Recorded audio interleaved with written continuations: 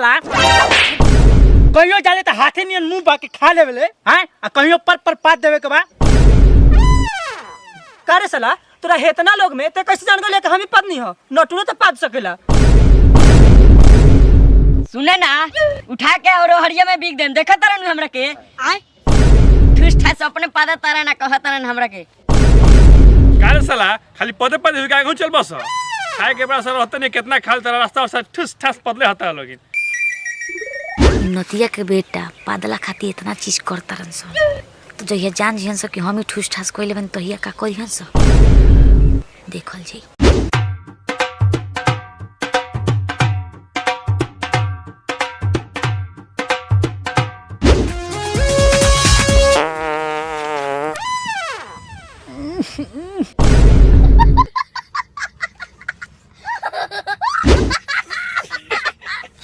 अरे कौन मोल साले नियन पतला सर है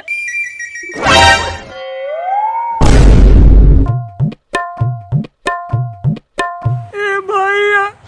हम ना पदनी हो अरे साला जब ते पतले है ना तो पीछा के कान लुकले हो ओ बेर तो ना पदनी हो तो हमरे के मरलो एही से पीछा के लुका कोई नहीं हो पदनी हो आप पिटा तो हो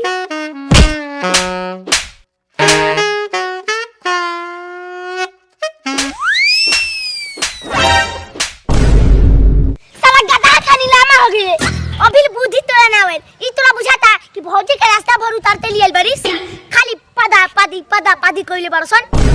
जब लोग पदबे ना करी तो जी ही कैसे रे चल सन घरे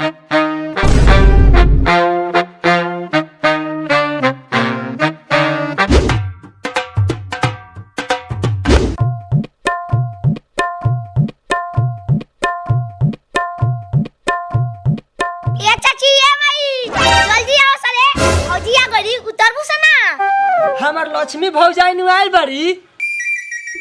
अरे ए चाची काहे लेट कइले बारू जल्दी आओ उतारो कन्या के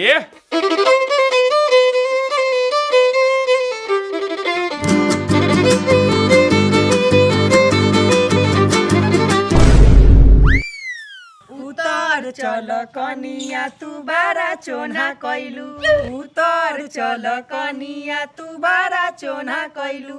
गरत रहलू घास भूसा साइकिल चढ़ के आइलू उतार चल कनिया तू बारा चोना कइलू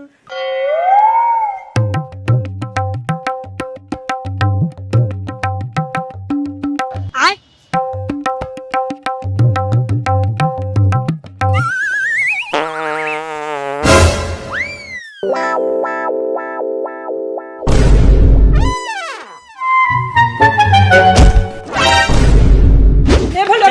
भोला के मारी ए जीजी ए भोला के मारी जीजी रे सर जाके पढ़ लियो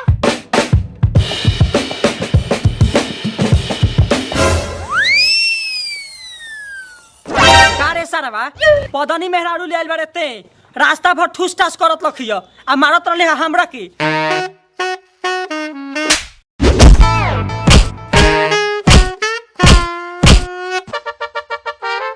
हम तो जानत रहनी कि लक्ष्मी हिया लेकिन साली पदनी निकल गई सार खइले बारे साला मेहरारू तो तोर सार खइले बिया रे ठूस ठास अपने महका दिल अरे बाप रे छोड़ दी नहीं देवर जी छोड़ दी अरे हमर भतार नु हवन मर जाइन त हमर सुहाग उजड़ जाए छोड़ दी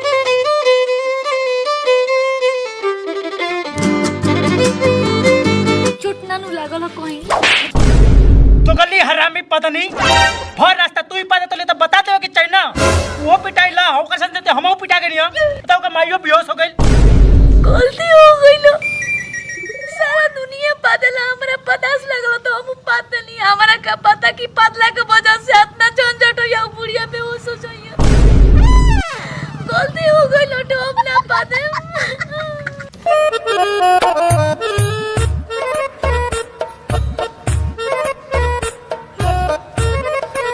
हमार बढ़ानी के रे ले चला सा घर में जौन भइल तौन भइल देर होता कुछ कहो बबुनी बड़ा डेंजर पा देलू